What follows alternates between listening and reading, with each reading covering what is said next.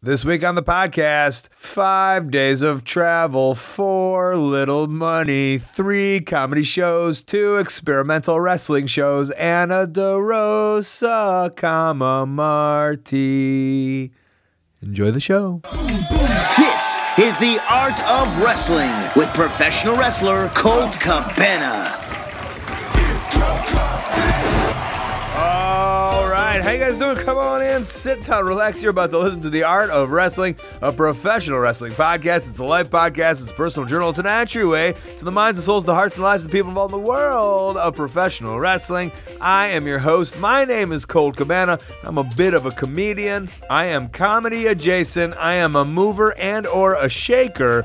Most importantly, though, I am a professional wrestler, and I am sitting here live in my studio apartment in Chicago, Illinois. Before we go any further, this is fan-supported and listener-supported podcast supported by people just like you. We give it to you free of charge every single Thursday. ColtCabana.com, Stitcher, iTunes, SoundCloud, wherever you get your podcasts from. A couple great ways that you can support, rate, review, and subscribe on iTunes. Tell a friend, tweet it out, Facebook it out, Instagram story it out. The best way that you can support, though, ColtMerch.com, DigitalColt.com, t-shirts, buttons, pictures, posters, available for holiday gifts, a children's book, action figure, micro brawlers. From now until Christmas, all comes with a free holiday signed autographed card made by Sarah Shockey, signed by myself, free with a holiday purchase over at ColtMerch.com, DigitalColt.com. I also have ornaments. Is it ordinance or ornaments? If I say it fast, you won't know what I said. I got ornaments ready to be shipped over at Colt Merch. This week was a bit of the same, but also very, very different. 5 shows. 5 freaking shows. 2 of them were wrestling shows where I was trying to film a thing where Marty would manage the wrestler opposed from me, and I would come out and then he would do stand-up comedy while pretending to be a manager. The 3 shows before that, though, were just regular Marty and Colt watch wrestling shows. And it was fun. It was a long, fun weekend. And it all started in Chicago like they usually do. Marty, he came on over, and we were about to get right into it. Well, Marty? Yes, Colt? Where are we? We're in your palatial studio 1-bedroom apartment in Chicago, Illinois. It's got more rooms now. Oh, I didn't know I was supposed to tell that. Oh, also, well, if you were keeping kayfabe, you'd say it was a studio apartment. That's what I did. I did say that. You said 1 bedroom. No, I said your palatial 1 bedroom. Oh, did I? Okay. Now you've ruined it. Maybe we should just start from scratch. I feel like I've blown everything. Your whole empire is going to crumble now. We're about to partake on a trip. This is the very beginning. We haven't even left for the road. No. Before we go on any tour, we sit down, we meditate, we think about how it's going to go. We visualize the shows all going successful, and then we high-five each other, jump in the air, and then the screen freezes. They play the credits, and then the next episode, we're on the road. I don't know how I do that audio editing. Yeah, and just like a really great 80s theme song, kind of like Marty and Cole. And like a really sweet guitar, just like God, if I was good at editing, I'd put that in right now. The first show was at the Sanctuary in downtown Hamtramck, Michigan, basically Detroit, Michigan. When pitched to me, it was called the nicest dive bar in the Detroit metro area, and it was. You could tell a lot of punk and hardcore shows happened there. Maybe not a lot of stand-up, maybe not a lot of wrestling, but it could be the same crowd or demographic. And usually with these shows, Marty and I, we go up, we talk a little bit, and then we get into the clips. So for the sake of this podcast, I'm not going to play any of us listening to clips, but I will put some of the talking in there. And here is some bullshitting from Marty and I in Detroit. Man, I had a match against Skull Gans once, right? And for those of you who don't know, right? For those of you who've been around, this was at the Hot Rocks Cafe, and the only reason I wrestled at the Hot Rocks Cafe was because the pizza was amazing there. That was also where, obviously, Eminem and Insane Clown Posse got in a fight, is that right? The infamous fight, but for me, it's infamous for my match against Skull Gans. Skull Gans was like, listen, I'm a badass heel. People fucking hate me. You're the good guy. I'm the bad guy. And he went out first, and he was just like, what's up, everybody? And just high-fiving everybody. Detroit versus the world! And then I came out as a babyface. I was like, hello. And Skulganzo's like, fuck you, Cabana. And everyone's like, yeah, fuck you, Cabana. Look at this little nerdy pizza. And you're like, oh, I thought this was cool. It did have great pizza. I don't know how we got there, but we got there. We got there and now we're here. Okay, any lessons for the show before we get it? First one down. Yeah. Should we give a rundown of Detroit? Detroit, huge success. I would say so. Turnaway crowd. No, I mean, they came in, and we turned them towards At the end of the show, we said, you have to go. We turned them away. Yeah, we turned them towards the merch stand. No, I thought it was one of our better shows. We did them. There was a freshness to the show. There was and I don't know if you liked it, but usually we'll go up and we'll stand up and we'll do a little chat before, and then we'll go sit down. But today I suggested we sit down first. Yeah. And I thought there was a comfortableness that I enjoyed. It changed a little bit of the show because there was that awkward part where we'd talk and then have to go sit down. Yeah. So we went right to it.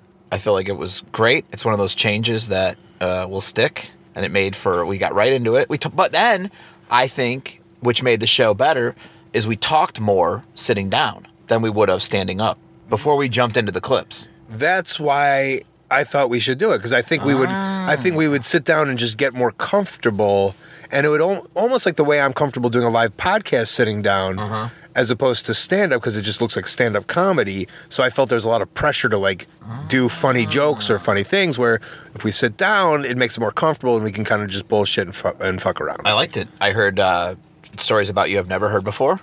I saw Nikita Koloff's penis, which I've never seen before. You didn't see that clip? I've never seen that clip before. Okay, I thought, because you saw it right away. I've seen other clips of wrestlers' junk coming out, and the referee, because there's an old one of those like IWA ones, I think, where the referee does that. But I never saw that clip. I don't know how I have it. I have a newfound respect for Tommy Young and the NWA in general. And then where are we? We're off to Toledo right now. We're off to Toledo, where we'll be staying. I hear we're going to get some snow tomorrow, but I have all the faith in the world as you as a wheelman. You're one of the best in the biz. And then we invade Cleveland, the AIW territory, for the Cleveland Comedy Fest. How about the 11th Cleveland Comedy Festival? Yeah.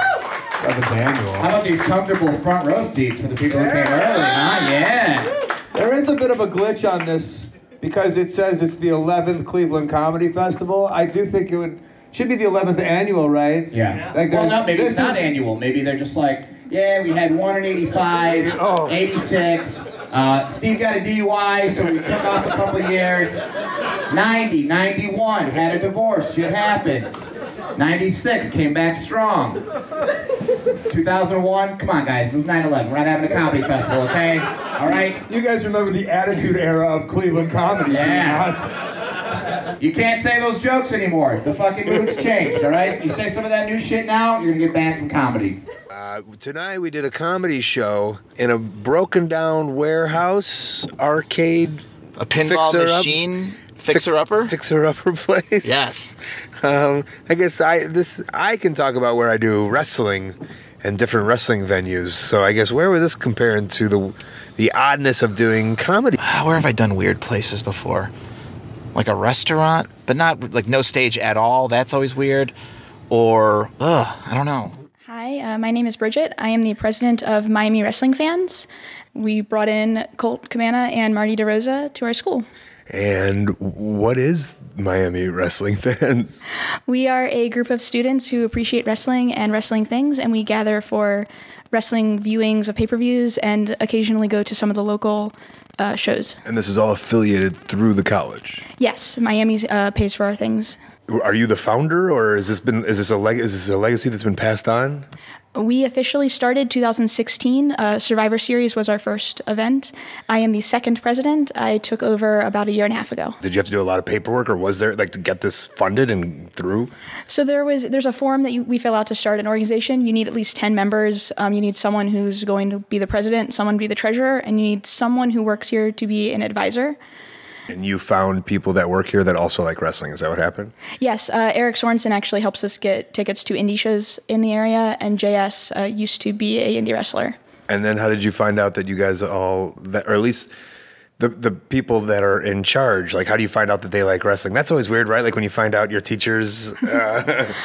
We just happened to overhear them talking one day in another organization and realized that we all had the same interest and got connected. And then we got connected, and through the school there was funding to bring Marty and I, right? Yeah, every so often the Armstrong student government gives us, we have to fill out a form for that and then go and petition why we need the money, and then they approve us. They like that we like wrestling. They should like wrestling. They should like our, I assume they do. I assume everyone likes wrestling. Yes. And we are pleased tonight to welcome Colt Cabana and Marty DeRosa. We have a fun, informal show for you today. We have a presentation on why professional wrestling is good for the economy. Yes.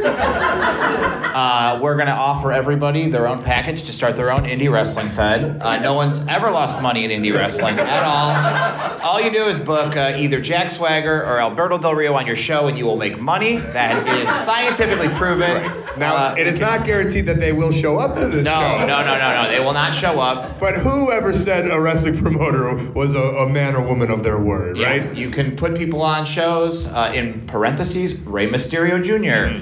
You just get a Rey Mysterio Halloween costume at Walmart, slap it on one of your smallest wrestlers, no one will know the difference. Yeah. Oh man. So finances, we can teach. We do also have a class on finances that we're teaching. We can. Dixie Carter comes in at the end, and she gives the keynote address for the graduating class. We also have a seminar on international business. Yes. Where we do a field trip to Saudi Arabia. It's wonderful. Well, not all of us, ladies, sorry. But we'll send pictures, and you will feel like you were there. You will feel like you were there. I was trying to think of my college experiences when it came to wrestling, and I don't know if you have any, but I have a couple to share. Fire away. Yeah. I'll see if I can remember any. So I went to Western Michigan University, and are we in the MAC here? Yeah, so the one year I played college football and was known as the worst college football player of all time. We might have played you. I don't know. I was asked to stay home on road games. That's a true story. That's how you know you're crushing it. You're like, ooh, it's going to be nice to see the Midwest. They're like, not so fast, Cabana. Yeah. You're washing uniforms while we're on the road. There was 110 players and there was only 99 numbers on the jerseys. So I had to share a number with a guy. Hey man, I'm going in. Put your arms up, and then you take the jersey off of them. In between my freshman and sophomore year, I started training to be a professional wrestler. And then I wrestled for the next 3 years while I was going to school. I would take Tuesday, Wednesday, Thursday classes, and then I would go on the road, and people would know that I was wrestling, and they'd say, "Did you wrestle in college?" And I would say, "Yeah." And they're like, "Where'd you go to school?" "Western Michigan." And they're like, "Western Michigan doesn't have a wrestling program." I was like, "No. When I was in college, I would drive down to a barn in Kentucky and wrestle professionally." Not exactly Brock Lesnar, but we all have our paths. Yeah, we both have the same experience. We both wrestled in college. We're all collegiate wrestlers. And Brock Lesnar. You went to college for a day and a half. I went to a lot of college, actually. It took me a long time to get out of college. In Indiana, when we were also in college, Josh Matthews from Impact, the announcer, he was my neighbor, and him, and his brother, and a couple other guys had a backyard wrestling fed, and we put that on public access, and people loved it. Like one time, we did it in Josh's backyard for a while, and then my dad had a warehouse that he wasn't using, so they were moving, and it was going to get torn down. So for a little while, we put the ring in the warehouse, and it was like, we got on like the backyard wrestling tapes, one of the volumes and stuff, because I drove a forklift into the ring. We did all sorts of cool stuff. And the fire inspector had to come to the building, so my dad goes, "You got to go to the warehouse, let the guy in or whatever." And he's looking around, okay. Then he turns around and sees the ring, and he goes, "Are you the public access guys?" And I was like, "I am." And he's like, "I watch every Saturday." Oh. My head was like, whoa!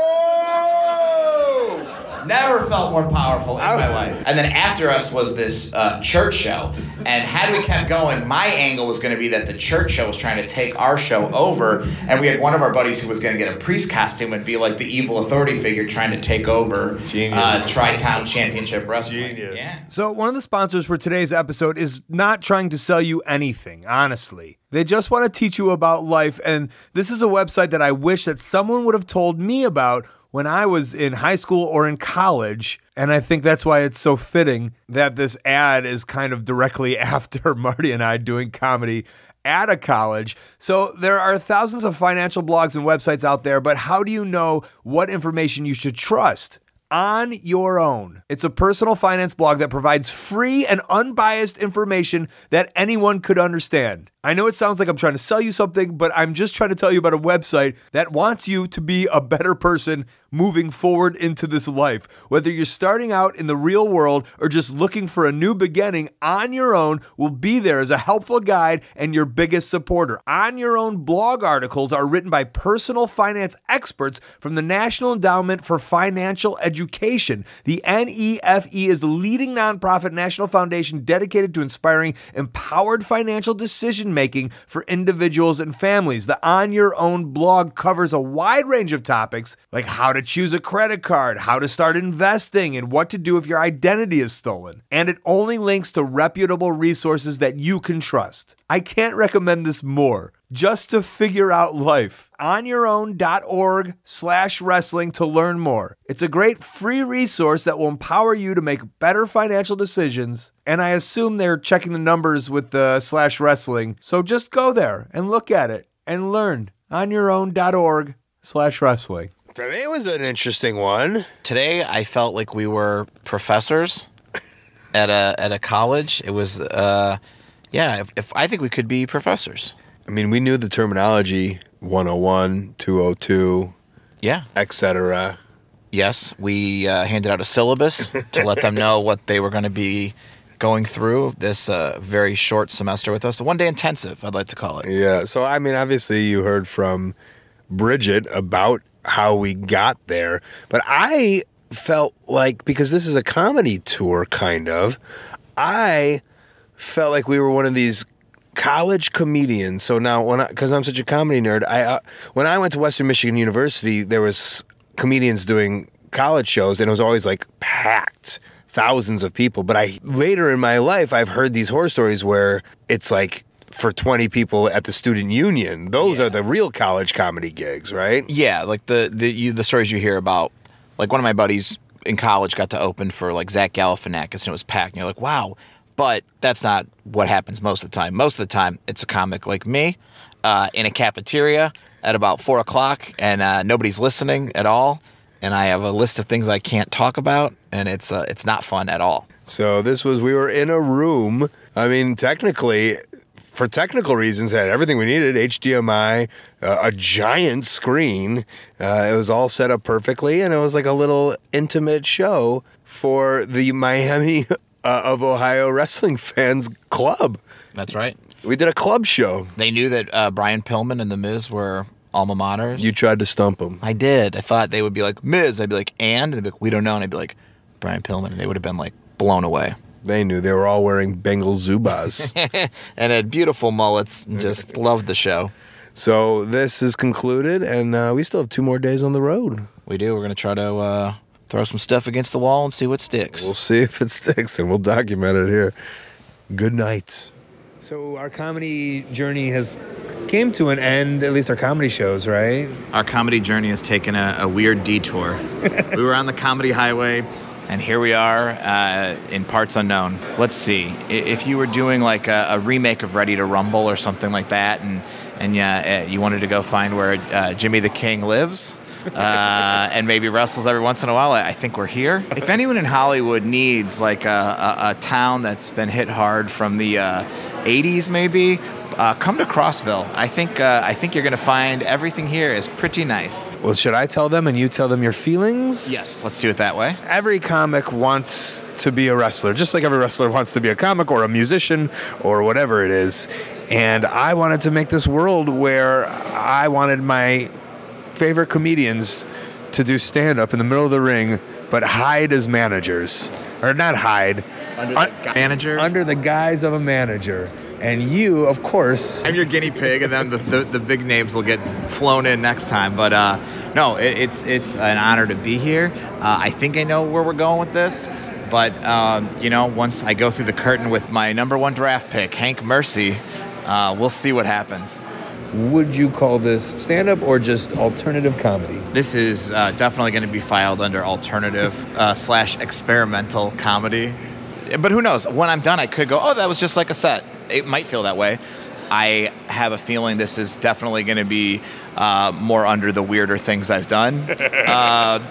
Performing at a wedding for some dumb reason, doing a show just in in someone's living room or something like that. I don't know. This is definitely going to be interesting. No openers, nobody doing a set before me to warm them up, no host explaining what's going on. I don't know how to bomb in this situation, but if it doesn't go awesome, I mean, my nightmare is we get backstage afterwards and you look at me and you go, oh boy, that's not what I had in mind. That's my nightmare. I guess it's an audience of one maybe in some situations like this, but at the end of the day, it'll be something that I think a lot of comedians will be very jealous that I got to do and then will want to do.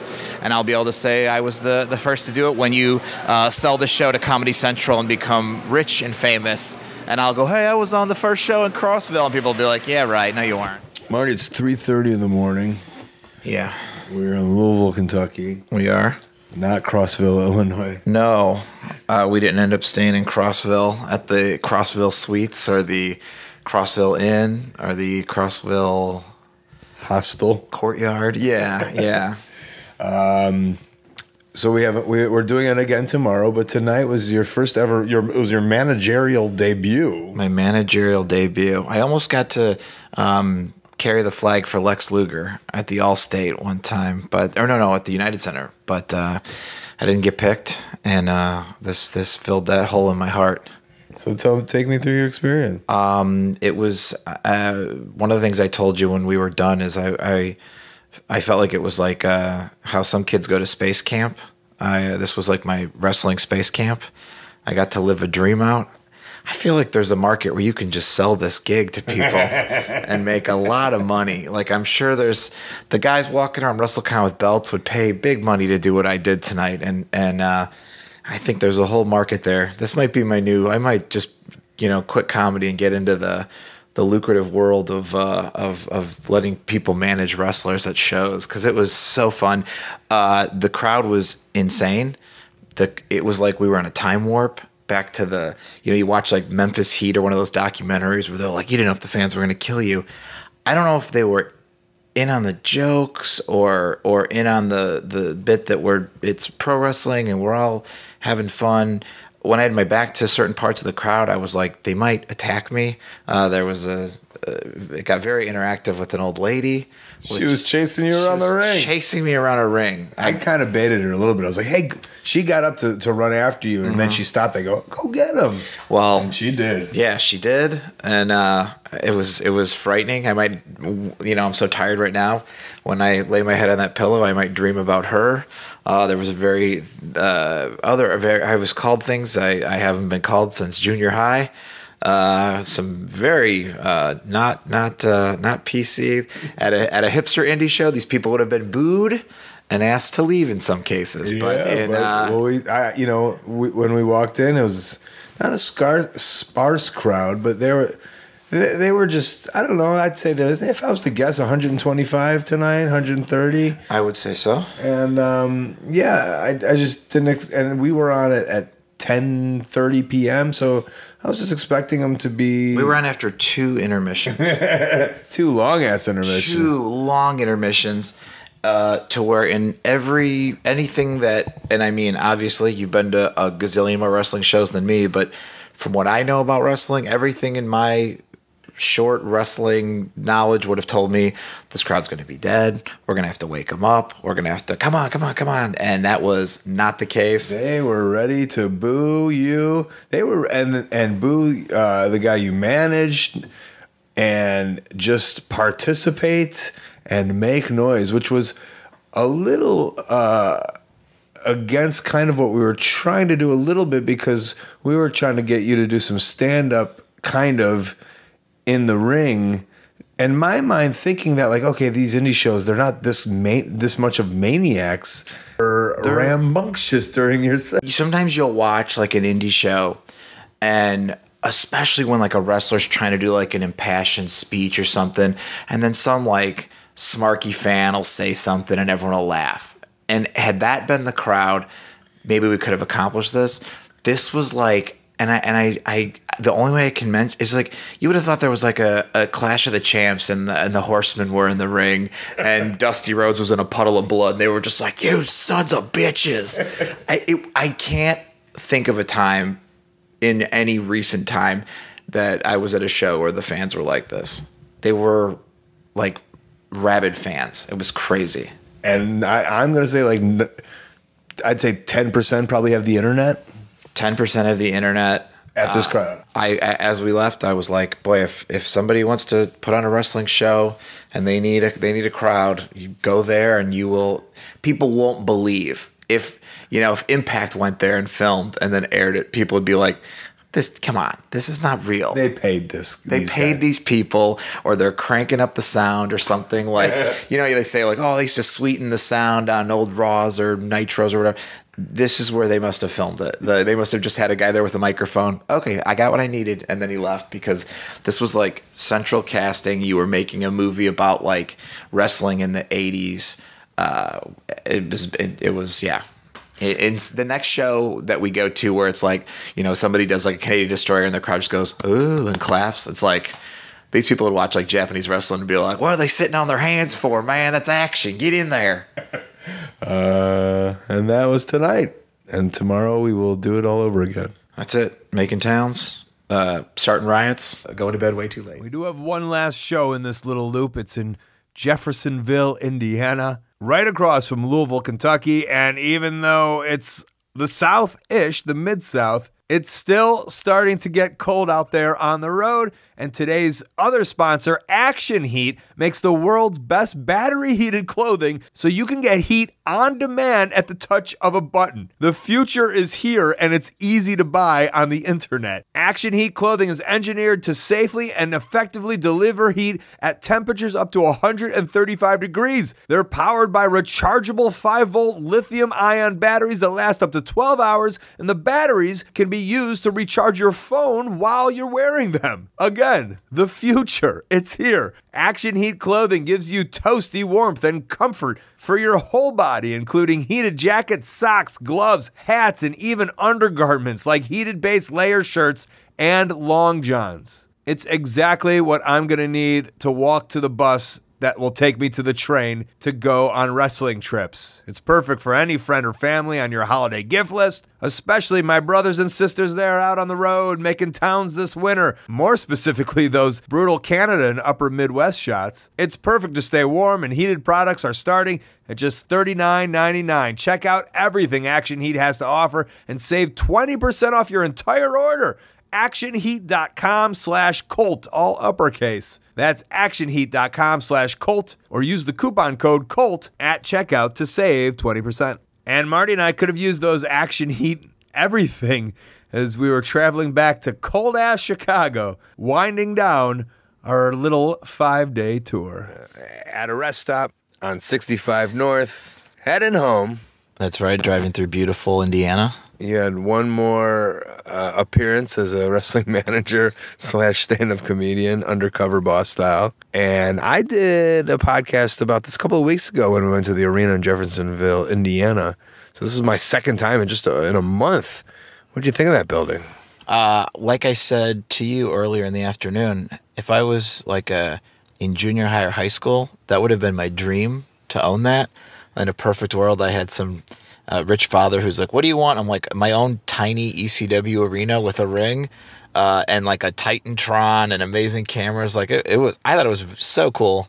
I had so much fun there. And like I said to Too Tough Tony, who runs the place, I was like, he's like, I'm giving back. And little me is like, yeah, you're giving back, but you're obviously trying to make money. This is a business. Like, you don't have to be embarrassed about that. I feel he is a little bit. He's just like, I'm trying to give back to wrestling. It's like, you're owning a business. You're trying to do right. Yeah, but I think what you said, or what you kind of called it, yeah, it was like a rec center, a pro wrestling rec center, where everybody just it just seemed like there was families and children and everyone who kind of knew each other, and students and wrestling fans and people in the community, and it was all brought together by this wrestling ring and little show that was happening.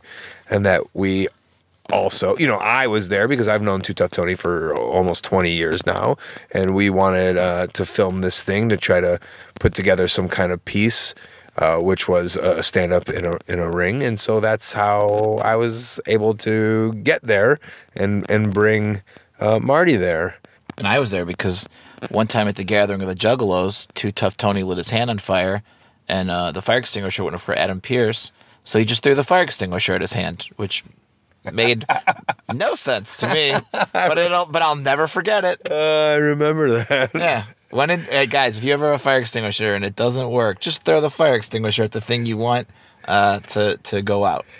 But that's the thing, is that I was trying to get this weird experimental thing done, and then I asked myself, like, where and how and who will let me do this? And this is one of those places that you can do it, and not many people will even know what you're doing. It's just a local place with a wrestling show. So that's what it was. And I ended up wrestling a dude. But beforehand, Marty went out there. And so now this whole experience is over. I don't know if you took anything away from it or you learned anything about yourself or your craft or anything. I learned a little about wrestling and a lot about myself.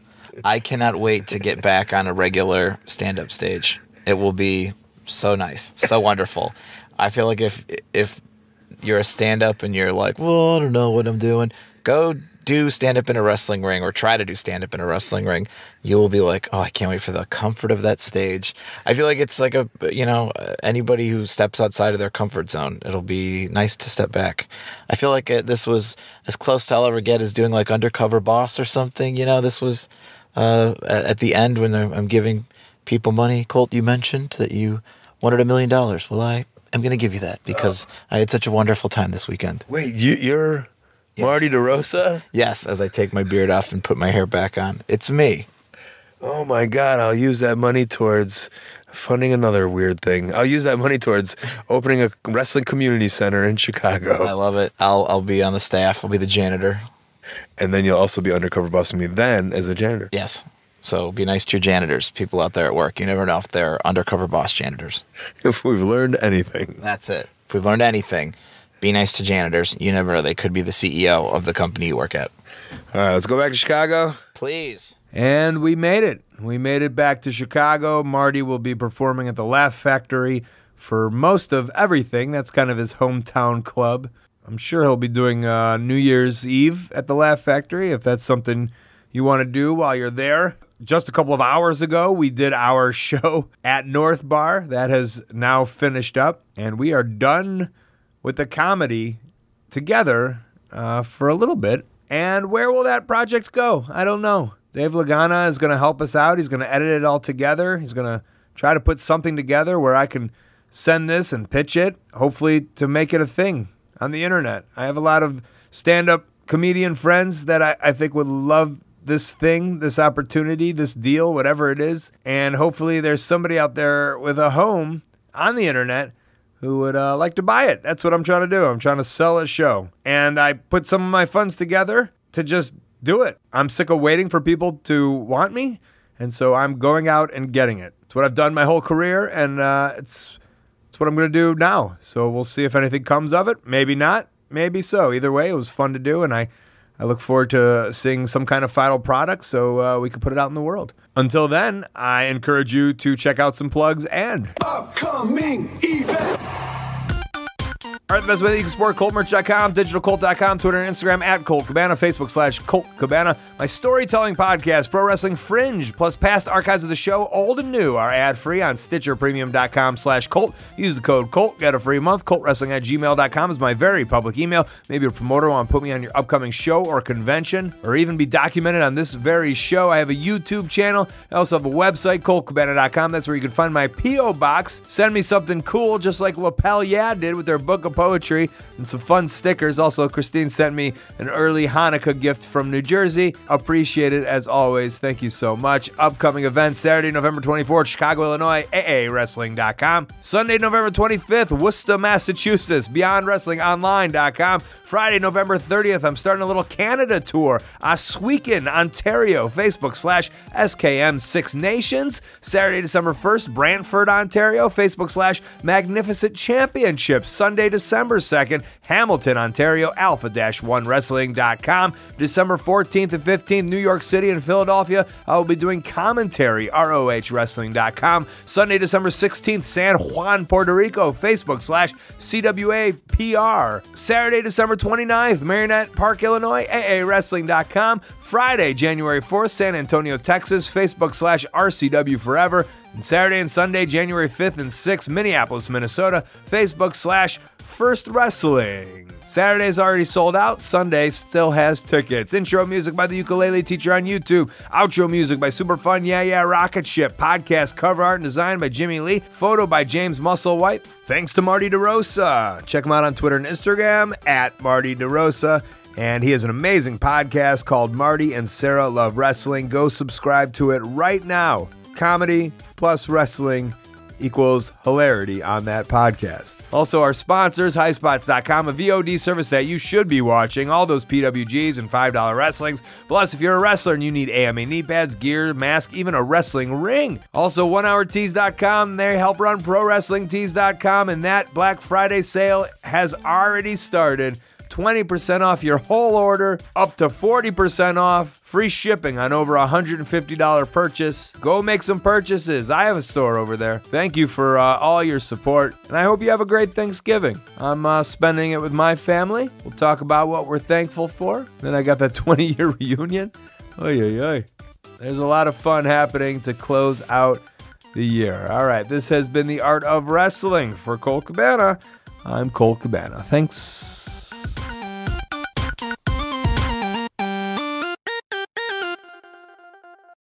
I post very sarcastic things on Twitter. You should follow our Twitter. We are at Miami_wrestling.